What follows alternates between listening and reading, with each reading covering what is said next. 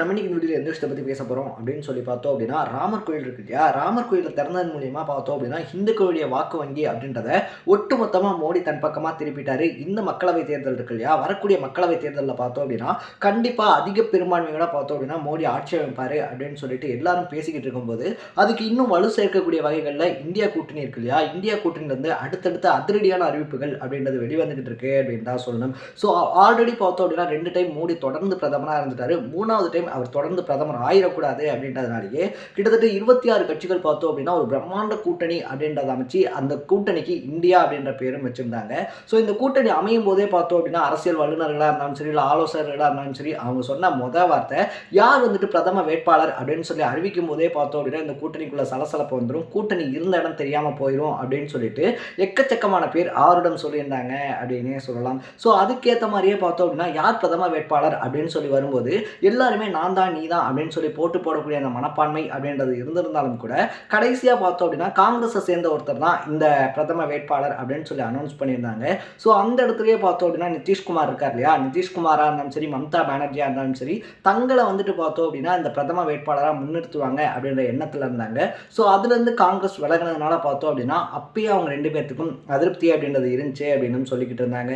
So இந்த மாதிரியான சூழ்நிலை பார்த்தோம் அப்படின்னா அடுத்தடுத்து பஞ்சாப் இருக்கு இல்லையா, பஞ்சாபை சேர்ந்த ஆம் ஆத்மியாக இருந்தாலும் சரி, அதுலேயும் குறிப்பாக பகவந்த் மானா இருந்தாலும் சரி, திரிணாமுல் காங்கிரஸை சேர்ந்த மம்தாவாக இருந்தாலும் சரி, இந்தியா கூட்டணியில் இருந்தாலும் கூட இந்த எலெக்ஷன் அப்படின்றத பார்த்தோம் அப்படின்னா நாங்கள் தனித்து நின்று எங்கெங்க தொகுதிகளில் நாங்கள் போட்டியிட போகிறோம், தொகுதி மீன்ஸ் எங்கெங்க மாநிலங்களில் பார்த்தோம் அப்படின்னா காங்கிரஸோட கூட்டணி இல்லை அப்படின்னு சொல்லிட்டு அதிரடியாக அறிவிச்சிருக்காங்க அப்படின்னே சொல்லலாம். ஸோ என்னதான் நடக்குது, இவங்களுக்குள்ள என்னதான் ஆச்சு அப்படின்ற மாதிரி பல விஷயங்கள், இந்த கூட்டணி எப்படி போய் இனிமேல் மோடியை வீழ்த்த முடியுமா அப்படின்ற மாதிரி எல்லா விஷயங்களும் தான் இந்த வீடியோவில் தெளிவாக பேச போகிறோம். அதுக்கு முன்னாடி நம்ம சேனலுக்கு நீங்கள் புதுசாக வந்திருந்தீங்க அப்படின்னா இதே மாதிரி அப்பப்போ அப்டேட்டாக போயிட்டு இருக்கக்கூடிய விஷயங்கள் இருக்கு இல்லையா, அது கரண்ட் அஃபேர்ஸாக இருந்தாலும் சரி, பாலிடிக்ஸாக இருந்தாலும் சரி, ஸ்போர்ட்ஸாக இருந்தாலும் சரி, இதே மாதிரி அப்பப்போ அப்டேட்டாக போயிட்டு இருக்கக்கூடிய விஷயங்களை நீங்கள் தொடர்ந்து தெரிஞ்சுக்கணும் அப்படின்னு ஆசைப்பட்டீங்கன்னா மறக்காமல் நம்ம சேனலை சப்ஸ்கிரைப் பண்ணிக்கோங்க.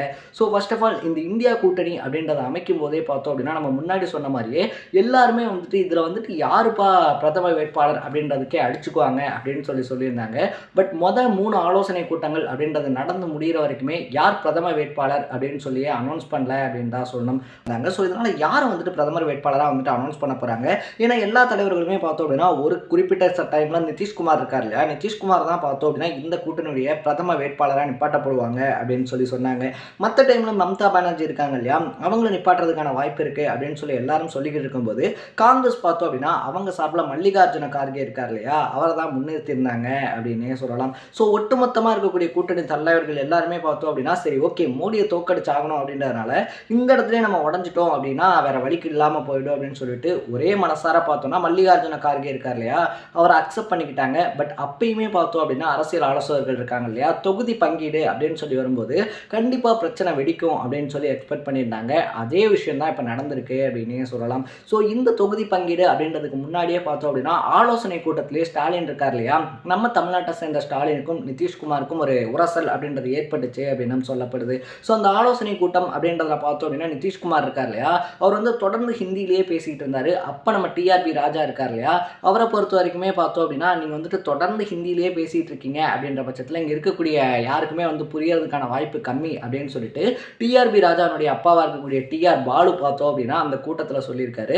ஸோ இங்கே ஹிந்தி தெரியாதவங்கெல்லாம் பார்த்தோம் அப்படின்னா அதிகப்படியானவங்க பேர் இருக்கும், டிரான்ஸ்லேட் பண்ணுங்க அப்படின்னு சொல்லும்போது நான் அதனால் டிரான்ஸ்லேட் பண்ணணும், ஹிந்தியை நீங்கள் கற்றுக்கங்க, ஒவ்வொரு விஷயத்தையுமே பார்த்தோம் அப்படின்னா டிரான்ஸ்லேட் பண்ணிலாம் சொல்லிகிட்டே இருக்க முடியாது அப்படின்னு சொல்லி மூஞ்சில் அடித்த மாதிரி சொன்ன விஷயம் அப்படின்றது ஸ்டாலின் இருக்கார் இல்லையா, அவர் அங்கேயே பார்த்தோம் அப்படின்னா ஒரு மாதிரி அப்செட் ஆகுச்சு அப்படின்ற ஒரு டாக்கும் இருக்குது. ஸோ நிதிஷ்குமாரை பொறுத்த வரைக்குமே அவருக்கு அந்த பிரதம வேட்பாளர் அப்படின்ற பதவி கொடுக்கப்படல, அந்த தகுதி இல்லை அப்படின்னு சொல்லி நினச்சதுனால தான் அவர் அந்த இடத்துலேயே பார்த்தோம் அப்படின்னா உரசல் ஸ்டார்ட் பண்ணிட்டாங்க அப்படின்னு சொல்லப்படுது. இப்போ அந்த உரசல் பார்த்தோம் அப்படின்னா உச்சக்கட்டத்துக்கு வந்திருக்கு அப்படின்னு தான் சொல்லணும். ஸோ மம்தா பானர்ஜி இருக்காங்க இல்லையா, அவங்கள பொறுத்த வரைக்குமே மேற்கு வங்கத்தில் கடைசி டைமில் காங்கிரஸ் 2 சீட்டு மட்டும்தான் ஜெயிச்சிருந்தாங்க. இந்த டைமும் பார்த்தோம் அப்படின்னா 2 சீட்டு தான் காங்கிரஸ்க்கு ஒதுக்கப்படும் அப்படின்ற மாதிரி சொன்னதாகவும், இதுக்கு பார்த்தோம் அப்படின்னா காங்கிரஸினுடைய மூத்த தலைவராக இருக்கக்கூடிய ரஞ்சன் இருக்கார் இல்லையா, நாங்கள் ஒன்றும் பிச்சை கேட்க கிடையாது, நாங்கள் தொகுதி பங்கீடு தான் கேட்குறோம், நீங்கள் பிச்சை தர மாதிரி 2 சீட் தரது அப்படின்றத எந்த விதத்துலையுமே அக்செப்ட் பண்ணிக்க முடியாது அப்படின்னு சொன்னதுனால ஒரு 2 நாளைக்கு முன்னாடியே மம்தா பானர்ஜி பார்த்தோம் அப்படின்னா ஒரு சில விஷயங்களில் எங்களுடைய பேச்சு அப்படின்றத கூட்டணி கட்சிக்காரங்க கேட்க மறுக்கிறாங்க அப்படின்னு சொல்லி மறைமுகமாக சொல்லியிருந்தாங்க. பட் இன்னைக்கு டைரக்டாகவே பார்த்தோம் அப்படின்னா அவங்க உயர்மட்ட அதிகாரிகள், அவங்க உயர்மட்ட ஆலோசகர்கள், அதை தாண்டி அவங்க அரசியல் கட்சியை தாண்ட 2ஆம் கட்ட தலைவர்கள்லாம் இருப்பாங்க இல்லையா, அவங்க கூட ஆலோசனை அப்படின்றத நடத்திட்டு மேற்கு வங்காளத்தில் இருக்கக்கூடிய எல்லா தொகுதிகள்லையுமே இந்தியா கூட்டணியில் இருந்தாலுமே திரிணாமுல் காங்கிரஸ் தனிச்சு தான் போட்டியிடும் அப்படின்னு சொல்லி ஒரு அதிரடியான அறிவிப்பு அப்படின்றத அறிவிச்சிருக்காங்க அப்படின்னே சொல்லலாம். ஸோ இது பார்த்தோம் அப்படின்னா இந்தியா கூட்டணியில் ரொம்ப பெரிய அதிர்வலை அப்படின்றத ஏற்படுத்தியிருக்கு. காங்கிரஸை பொறுத்த வரைக்குமே பார்த்தோம் அப்படின்னா காங்கிரஸ்க்கு ரொம்ப பெரிய பேக் ஃபயர் ஆயிருக்கு அப்படின்னே சொல்லலாம். ஸோ இந்த அதிர்வலை அப்படின்றது குறையிறதுக்குள்ளேயே பார்த்தோம் அப்படின்னா பஞ்சாப்ல இருக்கக்கூடிய பகவந்த் மான் இருக்கார் இல்லையா, அவருமே நாங்கள் எங்களுக்கும் இந்த தொகுதி உடன்பாடு அப்படின்றத பங்கீடு இருக்கு இல்லையா, அதில் இந்த உடன்பாடு அப்படின்றது ஏற்படலை. அதனால பஞ்சாப்ல இருக்கக்கூடிய அந்த 13 தொகுதிகள்லையுமே நாங்களும் தனிச்சு நின்று தான் போட்டியிட போறோம். நாங்கள் இந்தியா கூட்டணியில் இருந்தாலும் கூட காங்கிரஸ் கூட இதுல தொகுதி பங்கீடு இல்லை அப்படின்னு சொல்லியிருக்கக்கூடிய விஷயம் அடுத்தடுத்து ரொம்ப பெரிய அதிர்வலைகள் அப்படின்றத ஏற்படுத்தியிருக்குன்னே சொல்லலாம். ஸோ எல்லா அரசியல் ஆலோசகர்களுமே பார்த்தோம் அப்படின்னா கெஸ் பண்ண மாதிரியே இந்த தொகுதி பங்கீடு அப்படின்றது இந்தியா கூட்டணி இருக்கு இல்லையா, கிட்டத்தட்ட 26 கட்சிகள் அப்படின்றது உள்ள இருந்தாலும் கூட இந்த 26 கட்சிகளுமே ஒன்னா சேர்ந்து ஒற்றுமையா மோடியை தோக்கடிச்சிருவாங்களா அப்படின்னு சொல்லி ஒரு ரொம்ப பெரிய கேள்விக்குறி அப்படின்றது இருந்துச்சு. இப்போ அந்த சீட்டு கட்டு இருக்கு இல்லையா, இந்தியா கூட்டணி அப்படின்ற சீட்டு கட்டு சரியா ஆரம்பிச்சிருக்கு அப்படின்னே சொல்லியிருக்காங்க. அதுவும் சரியா ஆரம்பிச்சது ஒன்றும் சின்ன கட்சிகளால் இல்லை, இந்த இந்தியா கூட்டணியுடைய ரொம்ப முக்கியமான தூண் அப்படின்னு சொல்லி பார்க்கப்பட்ட மம்தா பானர்ஜியை தனிச்சு தான் போட்டியிட போறேன் அப்படின்னு சொல்லியிருக்காங்க.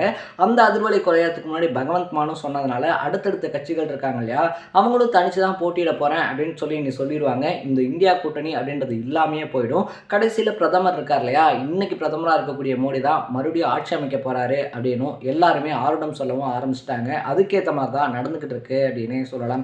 ஸோ இந்த மாதிரி ஒரு பக்கத்தில் எதிர்கட்சிக்குள்ள பார்த்தோம் அப்படின்னா சண்டை சச்சரவு இதெல்லாம் போட்டு ஒவ்வொருத்தராக கலந்துக்கிட்டு இருக்கும்போது மோடியை பொறுத்த வரைக்குமே பார்த்தோம் அப்படின்னா இந்த ராமர் கோயில் அப்படின்றதே ஒரு ஆன்மீக அரசியலாக மாற்றிட்டாரு அப்படின்னு தான் சொல்லணும். ஸோ பிரபல பாலிவுட்டை சேர்ந்தவங்களா இருந்தாலும் சரி, இல்லை செலிபிரிட்டிஸாக இருந்தாலும் சரி, அவங்க எல்லாத்தையுமே உள்ளே கூப்பிட்டு இந்த ராமர் கோயில் அப்படின்ற ஒரு விஷயத்தை ரொம்பவே சக்ஸஸ்ஃபுல்லாக பண்ணி முடிச்சதுனால அவருக்கு இருக்கக்கூடிய இமேஜ் அப்படின்றது வட மாநிலங்கள் இருக்கு இல்லையா, அங்கே இன்னும் ஒரு படி அதிகமாக இருக்குது அப்படின்னு சொல்கிறாங்க.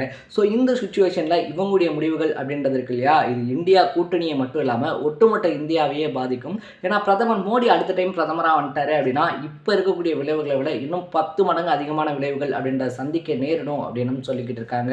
ஸோ இந்த விஷயத்தை பற்றிலாம் நீங்கள் என்ன நினைக்கிறீங்க அப்படின்றத கமெண்ட் செக்ஷனில் பதிவு பண்ணிவிட்டு இதே மாதிரி அப்பப்போ அப்டேட்டாக போயிட்டு இருக்கக்கூடிய விஷயங்கள் இருக்கு இல்லையா, அது கரண்ட் அஃபேர்ஸாக இருந்தாலும் சரி, பாலிடிக்ஸாக இருந்தாலும் சரி, ஸ்போர்ட்ஸாக இருந்தாலும் சரி, இதே மாதிரி அப்பப்போ அப்டேட்டாக போயிட்டு இருக்கக்கூடிய விஷயங்களை நீங்கள் தொடர்ந்து தெரிஞ்சுக்கணும் அப்படின்னு ஆசைப்பட்டீங்கன்னா மறக்காமல் நம்ம சேனலை சப்ஸ்கிரைப் பண்ணிக்கோங்க.